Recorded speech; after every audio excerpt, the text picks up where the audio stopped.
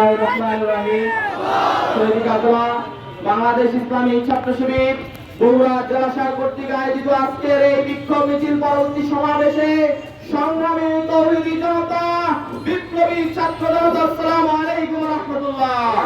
প্রিয় উপস্থিতি, আপনারা লক্ষ্য করেছেন ইসরাইল পরপর ফিলিস্তিনের উপর হামলা চালিয়ে যাচ্ছে।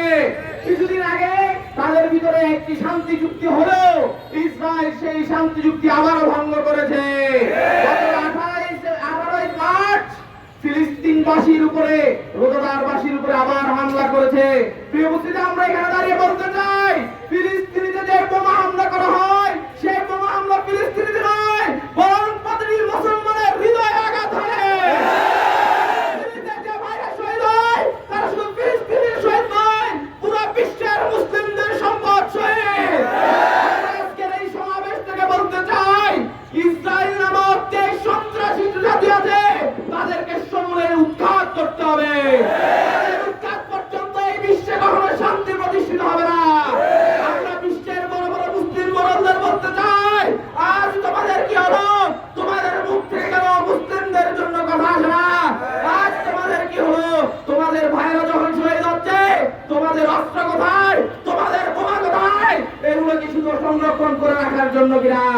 আমরা আজকের এই সমাবেশ থেকে বলতে চাই, জাতিসংঘ আজকে পৃথিবীর সবচেয়ে বড় মানবতা বিদ্বেষী সংগঠন, মানবতার ধ্বজা দিয়ে মানুষের সাথে ব্যবসা করে যাচ্ছে। মুসলমানদের উপর নির্যাতন হলে তারা তাদের মুখে খুনো পেতে থাকে। আমরা বলতে চাই, আপনারা যদি মুসলমানদের স্বাধীনতা নিয়ে কথা বলতে না পারেন, অতি শীঘ্রই আমরা আপনাদের উৎখাত করব ইনশাআল্লাহ।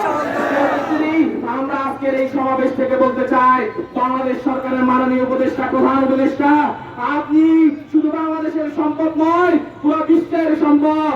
আপনি শান্তিতে নোবেল পেয়েছেন। আমরা আপনার কাছে আহ্বান জানাতে চাই, আজকে আপনি শুধু শান্তিতে নোবেল বিজয় নয়, 90% মুসলিম দেশের একজন প্রধান। আমরা আপনি যে শান্তিতে নোবেল পেয়েছেন, সেই শান্তির নোবেলের পরীক্ষা দেখতে চাই। আজকে ফিলিস্তিনি স্বাধীনতার জন্য আপনি কাজ করেন। আমরা আশা রাখবো, জাতিসংঘ থেকে শুরু করে সকল বিশ্বের বড় বড় শাসকদের সাথে আপনার সম্পর্ক আছে। আমরা মুসলিমরা আপনার কাছে প্রত্যাশা রাখবো, আপনি ফিলিস্তিনের স্বাধীনতার জন্য কাজ করে যাবেন, ফিলিস্তিন মুক্তির জন্য কাজ করে যাবেন। তবে হয়তো পুরো বিশ্ববাসী আপনার কোনো পুরস্কার নাও দিতে পারে, কিন্তু মুসলমানদের অন্তরে আপনি আজীবন জায়গা করে নেবেন।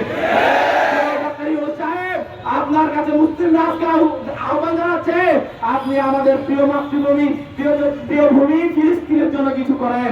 সর্বশেষ মহান রবের কাছে দোয়া করি, আল্লাহ আপনি ফিলিস্তিনের জন্য একজন অভিভাবক পাঠান, যাতে ফিলিস্তিনবাসীকে এই অভিভাবক উদ্ধার করতে পারে। সকলকে আগামী দিনের সকল কর্মসূচিতে স্বতঃস্ফূর্তভাবে অংশগ্রহণ করার উদাত্ত আহ্বান জানিয়ে আমার কথা এখানে শেষ করছি। আসসালামু আলাইকুম ওয়া রাহমাতুল্লাহ।